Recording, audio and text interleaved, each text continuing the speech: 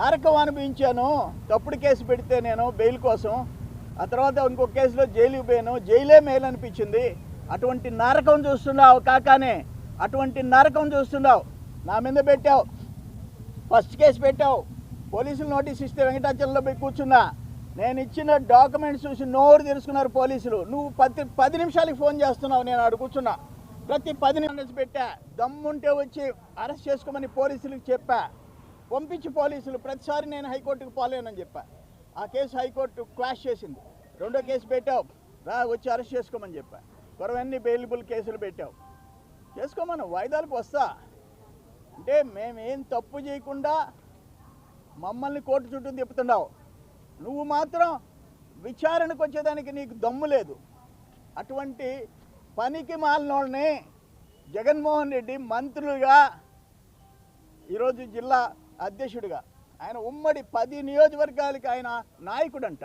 అంటే ఆయన్ని చూసి నేర్చుకోమని జిల్లాలో ఉండే కొరవ వైసీపీ వాళ్ళు కూడా ఇతని మాదిరిగా దోపిడీలు, దొంగతనాలు, పనికి మాలిన పనులు, తప్పుడు పనులు చేసి పారిపోతూ ఉండేటట్టుగా కొరవాళ్ళు కూడా ఫాలో కావాలి. సిగ్గుండాల జగన్మోహన్ రెడ్డికి సిగ్గుండాల.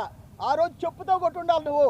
మా తల్లిదండ్రుల గురించి మాట్లాడినప్పుడు వైఎస్ జగన్మోహన్ రెడ్డి నిన్న నీ సతీమణి గురించి మాట్లాడితే మా నాయకులు ఎత్తి లోపలించారు, కేసు పెట్టి ఎత్తి లోపలించారు. ఆ పని నువ్వు వల్లభనేని వంశీ టైంలో చేసి ఉండాలా, కాకాని గోవర్ధన్ టైంలో నువ్వు చేసి ఉండాలా.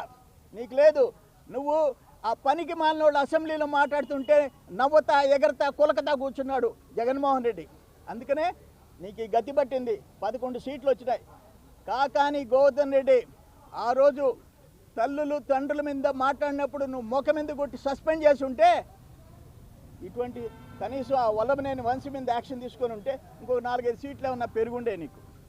నీ పార్టీ అంతం కావడానికి కారణం ఇటువంటి పనికి మాలిన వాళ్ళని నువ్వు సమర్థించడం. అంటే ఇప్పుడు పంజాబ్ నేషనల్ బ్యాంక్ ఆయన పేరేంది, గోవర్ధన్ రెడ్డి ఎంత సమర్థుడంటే పారిపోయే దాంట్లో. ఇప్పుడు మెహల్ చోక్సీ పంజాబ్ నేషనల్ బ్యాంక్ 13,000 కోట్లు మోసం చేసి ఆ బ్యాంకులో దోపిడీ చేసినోడు ఈరోజు బెల్జియంలో అరెస్ట్ చేశారు. ఇక్కడ ముంబై పేలుళ్లలో రాణాని అరెస్ట్ చేశారు. కానీ కాకాని గోవర్ధన్ రెడ్డి దొరకటం లేదంట. 5-6 టీములు తిరుగుతున్నాయి. అంటే వాళ్ళిద్దరికంటే కూడా గనుడు. పారిపోయే దాంట్లో, పోలీసులు కళ్ళు కప్పే దాంట్లో కాకాని గోవర్ధన్ రెడ్డి ఇంటర్నేషనల్ లెవెల్లో నంబర్ 1.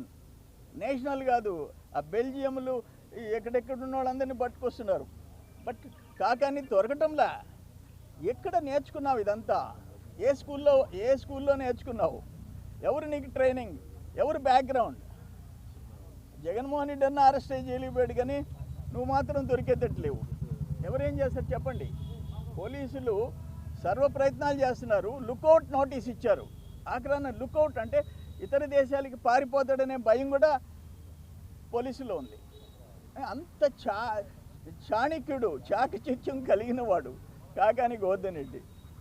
దోపిడీలు, దొంగతనాలు, పారిపోవటాలు, తప్పుడు కేసులు పెట్టించడాల్లో ఆయన నంబర్ 1. కర్మ, మన నెల్లూరు జిల్లాలో అటువంటి వాళ్ళు పుట్టి పెరగటం కర్మ.